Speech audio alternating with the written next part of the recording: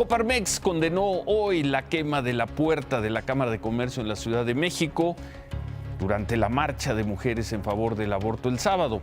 Coparmex le pidió a las autoridades de la ciudad que dejen los comportamientos de pasividad y busquen frenar las acciones vandálicas y violentas como las del sábado en el recorrido del monumento a la madre rumbo al Zócalo.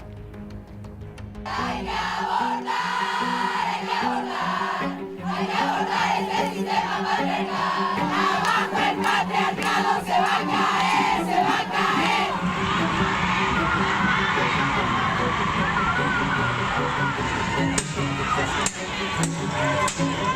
¡Esa es tu lucha! ¡Escucha!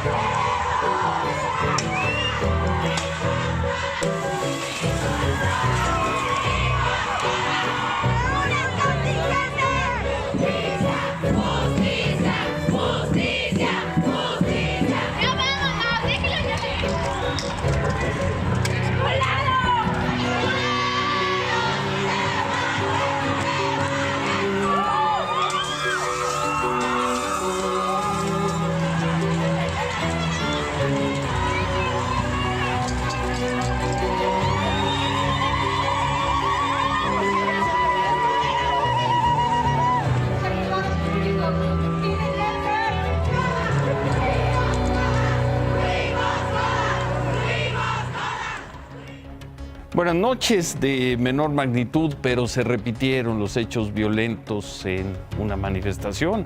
Los habíamos visto el jueves, los vimos el sábado y esto llevó hoy a una enérgica protesta de la Coparmex contra la pasividad de las autoridades. Por cierto, diputadas de Morena informaron que van a presentar una iniciativa para que en todo el país se despenalice el aborto antes de las 2 semanas de embarazo. Es un paquete con reformas al Código Penal Federal y la Ley General de Salud, así como un exhorto a los congresos de los estados para que hagan los cambios en sus leyes locales. La propuesta incluye la garantía que debe otorgar el Estado al derecho a la salud de las mujeres, incluida la interrupción legal del embarazo.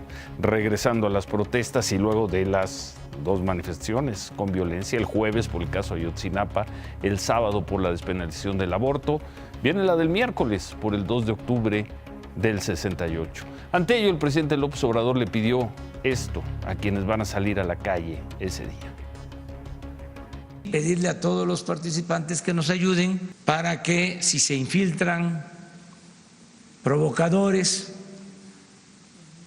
los aíslen y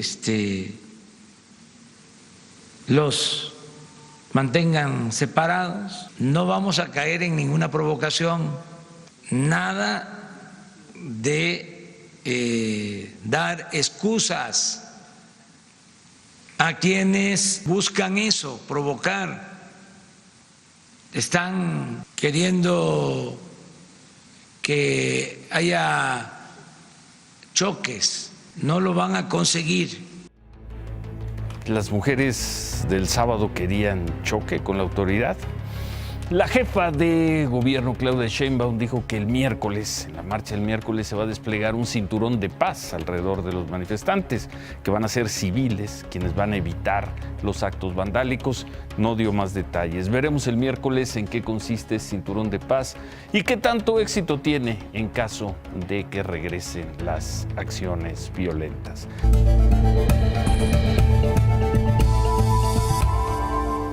El jueves informamos y presentamos aquí la nota del ataque a un elemento de la Guardia Nacional en Bochil, Chiapas, cuando intentaban quitar un bloqueo de pobladores. Le dispararon a la cabeza. El sábado, el cabo Ángel Telles Nicolás sufrió muerte cerebral. Los médicos no lograron operarlo debido al riesgo que corría y finalmente el cabo falleció. Otro soldado muerto. Esta tarde, elementos de la Guardia Nacional, soldados y algunos pobladores se concentraron en la explanada del Ayuntamiento de Bochil para rendirle un homenaje al cabo Ángel Telles. Ahí se pasó lista de asistencia al guardia, que era originario de Puebla. El ayuntamiento declaró hoy día de luto por la muerte de este elemento. ¿Qué dice la Fiscalía de Chiapas? Pues que detuvo a 4 hombres que habrían atacado a este guardia nacional ahí en Bochil. No hay más detalles sobre esta detención, pero la Fiscalía del Estado dijo que pues siguen recabando información para fincarles responsabilidades por este homicidio. Familiares, amigos y soldados participaron en el entierro ayer a los cabos Jesús Mendoza, Jesús Salazar y Jorge Antonio Chagala. Son los 3 militares emboscados y asesinados el jueves en la Sierra de Leonardo Bravo, en Guerrero. Estos militares fueron trasladados desde el viernes a la región de los Tuxtlas, en Veracruz, de donde eran originarios. Ahí recibieron el homenaje por sus compañeros que cubrieron sus ataúdes con las banderas de México. Por cierto, hoy las autoridades de Guerrero informaron que detuvieron a un hombre, a quien identifican como Luis Ángel, de 21 años, podría estar relacionado con la emboscada a los militares. A esta persona le fueron decomisadas, según se dijo, armas, granadas, semillas de amapola y 12 vehículos. Lo cierto es que siguen matando soldados. De acuerdo con datos de la Secretaría de la Defensa Nacional, en lo que va del año han muerto 14 militares del Ejército en el país. Este número es mayor al que se registró durante el año pasado, cuando hubo 11 muertes de soldados. 14, y ojalá ahí termine esta lista por mucho tiempo.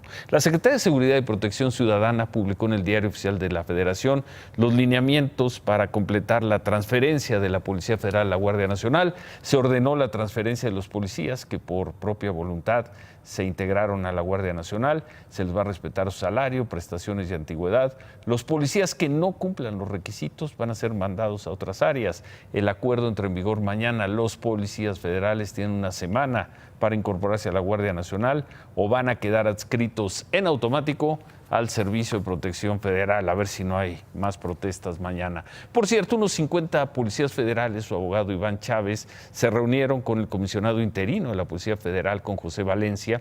Esto fue en las oficinas de la Secretaría de Seguridad. Los policías fueron a pedir que les pague una indemnización y el retiro voluntario. No quieren formar parte de la Guardia Nacional y dicen que mañana van a regresar a las 6 de la tarde para saber cuántos policías más se van a sumar a esta exigencia. A mediados de mes presentamos aquí las dos licencias de manejo de Rosario Robles, documentos que difundieron los abogados de Rosario Robles. Una era la licencia original con su domicilio real en Coyoacán. La otra, lo recordarán, era la licencia presuntamente falsificada con un domicilio en Polanco, que tanto el Ministerio Público Federal como el juez de control, Felipe Jesús Delgadillo, dieron por válida esta segunda licencia para probar con ese documento o para llevar con ese documento a la cárcel a Rosario Robles. En un comparativo de las dos licencias se veía que las firmas no coincidían, que el segundo documento parecía falso, porque además de la firma, la fotografía está superpuesta y no tenía el formato de las licencias. Bueno, pues hoy los abogados de Rosario Robles informaron que tras pedirle a la Secretaría de Movilidad de la Ciudad de México los registros de la licencia de Rosario Robles, la Dirección de Registro Público de Transporte confirmó la autenticidad de la licencia que tramitó con domicilio en Coyoacán. Por eso, los abogados aclararon que cualquier otra licencia a nombre de Rosario Robles es falsa. Este es el registro de la licencia de Rosario Robles con su dirección en Coyoacán, ahí está. Este documento lo pidieron los abogados el 20 de septiembre y ahí la Dirección de Registro detalla el historial de licencias de Rosario Robles. Solo se ve las veces que ella tramitó la reposición. Lo hizo en 3 ocasiones, julio de 2005, marzo de 2008 y la más reciente, marzo de 2018. No hay ningún registro de una nueva licencia con otro domicilio. ¿Qué dice ante esto el juez Delgadillo Padierna? ¿Y qué dice ante esto el Ministerio Público Federal? Rosario Robles, mientras tanto, va camino a los 2 meses en la cárcel.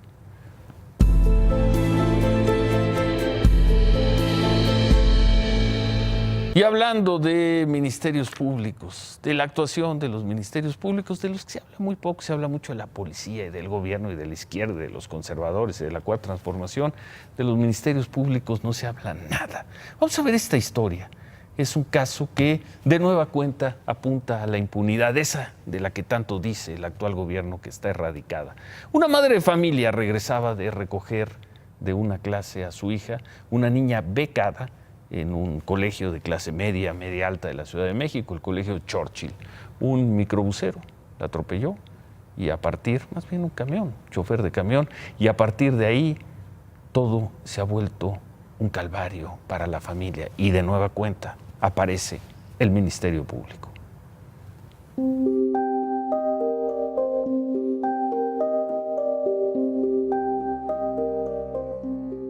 Ella era Patricia Sánchez, de 37 años, estudiante de biología de la FES Iztacala y asistente educativa, y madre de una niña de 11 años de edad, becada por desempeño en el Colegio Churchill de la Colonia Florida, en la Ciudad de México. Hace 12 días, murió atropellada por un autobús de transporte público de la Ruta 1. Los hechos, de acuerdo con la declaración de los testigos, sucedieron así. Eran aproximadamente las 8 de la noche. La señora Patricia acababa de recoger a su hija de una clase de violín. En la esquina de Reforma y Eje 2 Norte, cuando el semáforo peatonal se iluminó, cruzaron la calle. Pero cuando lo hicieron, el autobús de transporte público con número 0012-514 las atropelló. Patricia Sánchez quedó debajo del autobús y con el impacto la niña fue lanzada hacia la banqueta y salió ilesa. Pero Patricia murió al instante. Los testigos del incidente impidieron que el chofer abandonara el autobús. La policía lo detuvo y aseguró el autobús, pero la familia de Patricia, después de su funeral, recibió una mala noticia. El nombre del conductor es Jair Valverde Chávez. Pues el resultado es que ya está libre en estos momentos. El chofer y el autobús fueron liberados 48 horas después. La familia de Patricia desconoce bajo qué consideraciones de ley lo dejó libre el Ministerio Público de la Coordinación Territorial 2, con sede en el edificio de la Alcaldía de Cuauhtémoc. Y la concesionaria de la Ruta 1, Corredor Ecológico Urbano, se deslindó de los hechos. Indican en un correo electrónico que me enviaron que no son dueños de ese autobús, que ese autobús pertenece a otra persona, que el conductor trabaja para esta persona y que ellos tienen información de que esa unidad se ha involucrado en 3 incidentes en el último mes. De acuerdo con ese correo electrónico que le envió el representante legal de la concesionaria Corredor Ecológico Urbano, la unidad que participó en los hechos con placa 0012-514 pertenece al señor Juan González González y el nombre del operador es Jair Valverde Chávez. Esta unidad, dice el correo, es parte de un grupo disidente de 45 unidades que trabaja fuera de la legalidad, con placas sobrepuestas, cromática que no les corresponde, vidrios polarizados y tarifa no autorizada. Sin embargo, nada de esto fue considerado por el Ministerio Público, que dejó en libertad al conductor que mató a la señora Patricia Sánchez, por lo que su familia busca reunir nuevas pruebas contra el chofer del autobús 0012-514. La actitud deja mucho que desear de los encargados de la impartición de la justicia. Lo que más extraño pues, es poder verla bailar en la danza, ¿no? Con su pelo suelto y su traje al aire. ¿Qué dice la Autoridad del Transporte de la ciudad y qué dicen los responsables de los ministerios públicos? Fuentes cercanas a la investigación nos informaron que la Procuraduría de Justicia de la ciudad está revisando el caso, pues menos mal, y que está investigando bajo qué criterio el Ministerio Público de la agencia Cuauhtémoc II dejó en libertad al chofer que atropelló a esta señora, la señora Patricia. ¿Por qué lo dejaron libre sin haberlo presentado ante un juez? ¿Por qué? Una historia que no vamos a soltar.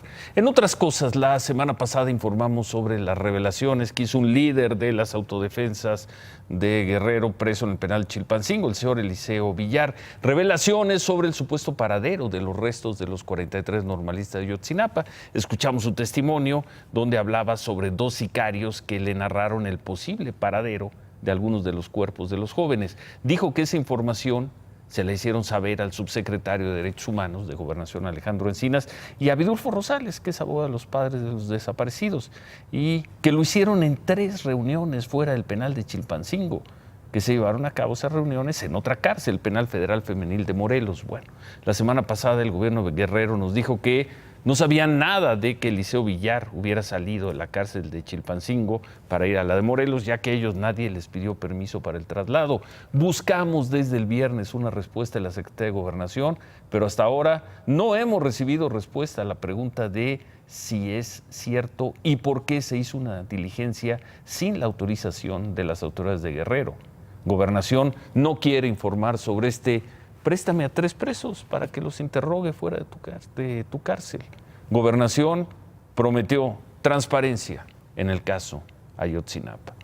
En otra información, el director de la Comisión Federal de Electricidad, Manuel Bartlett, estuvo en Palacio Nacional y al salir, pues lo esperan los reporteros. ¿Y qué le preguntan los reporteros? Sobre su situación patrimonial, sobre la situación patrimonial de su compañera de tantos años. Y Manuel Bartlett respondió con algo que perfila convertirse en un clásico. ¿Cómo va este asunto de la polémica causada por sus propiedades, por las empresas?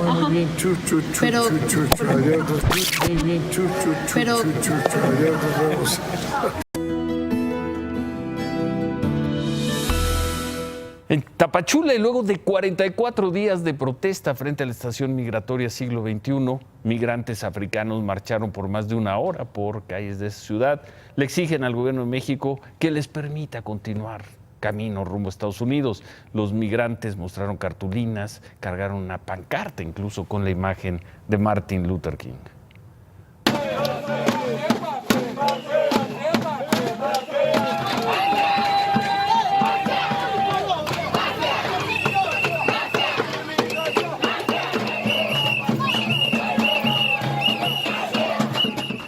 Con estas son, según recuentos de nuestra redacción, 6 marchas de africanos varados en Tapachula. La más reciente fue el sábado, ahí cuando los visitó el alto comisionado de la ONU para refugiados. Ahí hubo también protestas, pero ahí siguen. Eso en México. En Estados Unidos falta 1 año y 1 mes para las elecciones presidenciales. Por un lado, los demócratas se enfocan en llevar a Donald Trump a un juicio político, pero él está tranquilo. Como respuesta, hoy difundió este video. Así se prepara Trump para la elección del próximo año. If I give you one message to hold in your hearts today, it's this. Treat the word impossible as nothing more than motivation. Relish the opportunity to be an outsider, because it's the outsiders who change the world and who make a real and lasting difference. The more that a broken system tells you that you're wrong, the more certain you should be that you must keep pushing ahead. You must keep pushing forward. Trump está en lo suyo. Bueno, lejos de ahí, en Pekín, en China, comienzan las celebraciones por el 70 aniversario, 70 años ya desde que se fundó el régimen comunista. Iniciaron con 70 disparos de cañón en la plaza de Tiananmen. Las celebraciones incluyen lo que llaman el mayor desfile militar en la historia de China, 15,000 soldados, 580 piezas de armamentos. En fin, los chinos con todo recordando sus 70 años de comunismo.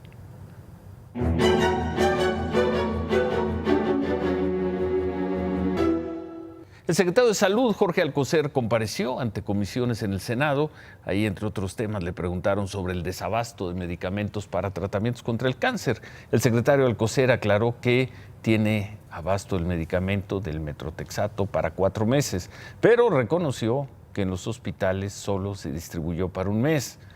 También subrayó en que las medidas de austeridad del gobierno no tienen nada que ver con la falta de medicamentos. El desabasto a la falta de presupuesto no son reales, hay dinero y lo tenemos como una indicación, una instrucción del presidente de la República. Si ustedes necesitan, y lo digo SIC, si ustedes necesitan más presupuesto, háganlo saber. ¿Qué pasará después de 1 mes en los hospitales de alta especialidad? ¿Qué pasará después del suministro solo para 1 mes de medicamento? Gracias, doctor. Sí, no, qué bueno que me lo preguntes porque no lo sé. No lo sé por qué nada más se les dio así. Lo sé para unos institutos, porque no tienen lugar, no tienen la seguridad. Si no lo sabe el secretario de Salud, ¿quién lo sabe? En esta comparecencia, el comisionado de la COFEPRIS, José Antonio Novelo, atribuyó este asunto del desabasto a un tema mediático, promovido por los intereses particulares del laboratorio PISA, que tiene el monopolio de la producción de metrotexato en México. El laboratorio, por cierto, que fue sancionado porque, según esto, tenían ampolletas de este medicamento contaminadas con una bacteria. Entonces fue un asunto mediático. En fin, por cierto, se dio a conocer que el coordinador de los Institutos Nacionales de Salud Pública, el destacado doctor Alejandro Moar, presentó su renuncia de acuerdo con la información a la que tuvo acceso Imagen Noticias. Desde hace un par de semanas, el doctor Alejandro Moar había renunciado porque aceptará la propuesta de trabajar para un Instituto Internacional de Atención al Cáncer. Sin embargo, fue hasta ayer, en una reunión con el secretario de Salud, donde le aceptaron la renuncia. ¿Qué más tenemos, Cristal?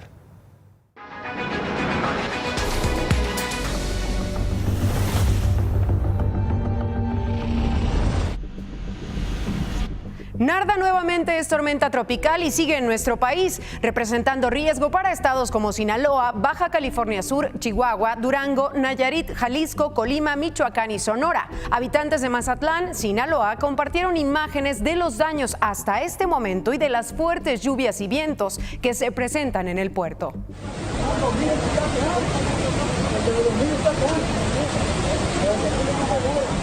Narda ha dejado como saldo una persona muerta en Oaxaca que fue arrastrada por el río San Pedro Mixtepec, una más desaparecida en Tixtla, Guerrero, además de inundaciones, daños en casas y carreteras en Michoacán, Colima, Jalisco, Nayarit, Oaxaca, Guerrero, Sinaloa y Sonora.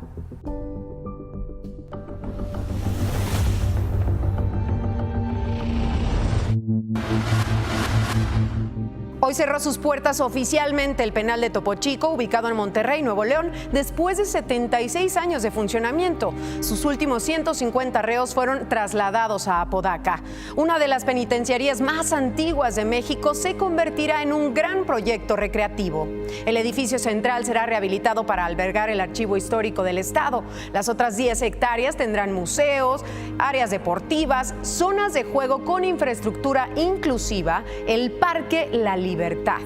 Topo Chico fue reconocido como un penal ingobernable. En los últimos años incluso había pasadizos entre el área femenil y masculina, una bodega con armas, un bar VIP, un jacuzzi, decenas de restaurantes controlados por el grupo del crimen organizado en el poder. Hoy se puso fin a esa historia y empieza la remodelación para recibir el Parque La Libertad. Buenas noches, Ciro. Buenas noches, Cristal. Esta mañana se presentó el programa para fijar precios de garantía para granos básicos, con lo que se busca apoyar a productores con precios justos. Eso dice el gobierno. El programa incluye a pequeños productores con quienes el gobierno federal se compromete a darles un pago inmediato y sin intermediarios. El presupuesto 2019 para este programa es de 15,000 millones de pesos, de los cuales se dijo se han aplicado poco menos de la mitad. Hoy, por cierto, se presentó CODI, la aplicación del Banco de México para cobros y pagos digitales. Así funciona. El vendedor necesita una cuenta de depósito y un celular para instalar la aplicación CODI del Banco de México. Al entrar, debe proporcionar los datos de la cuenta bancaria o tarjeta en la que recibirá el dinero. En la aplicación, el vendedor crea una solicitud de pago y se genera un código QR. El comprador ingresa a la aplicación de su banco instalada en su celular.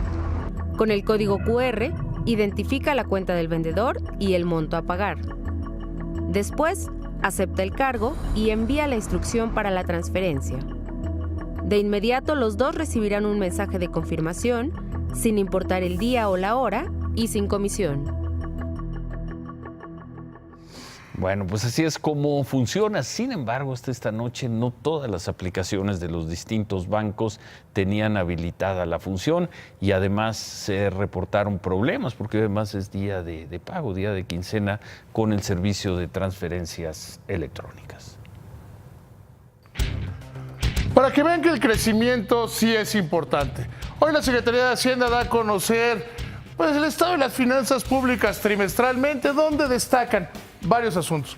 Uno de ellos, que no es menor, es que hay un subejercicio equivalente al 1% del Producto Interno Bruto. Es decir, que el gobierno no está invirtiendo suficiente. Sin embargo, el dato que es verdaderamente revelador, verdaderamente preocupante, es la caída en la recaudación. Tenemos un servicio de administración tributaria que está haciendo un trabajo más intenso que el que se venía haciendo. Es decir, han aumentado las acciones recaudatorias. A pesar de eso, el impuesto sobre la renta cae, la recaudación 3.6%, y el impuesto al valor agregado, que ese es consumo. O sea, ¿cuándo se paga IVA? Cuando consumes, 11.6%.